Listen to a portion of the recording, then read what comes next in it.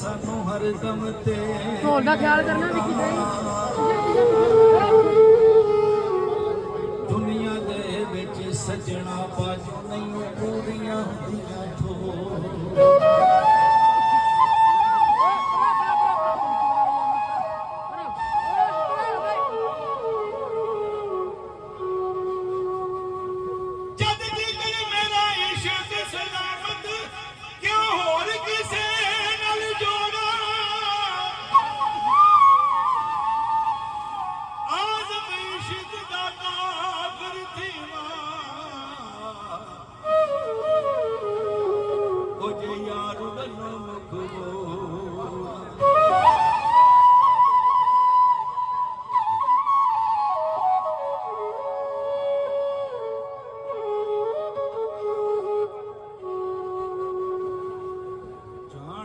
जान मेरे महबूबा मैं कलगियां तोड़ न बेसा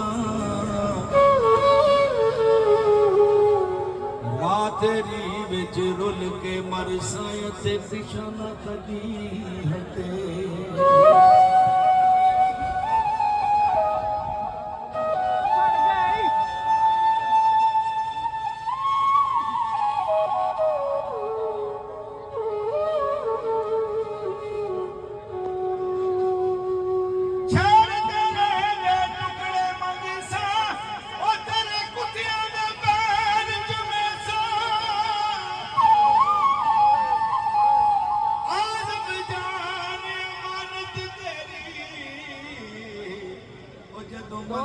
पेश करे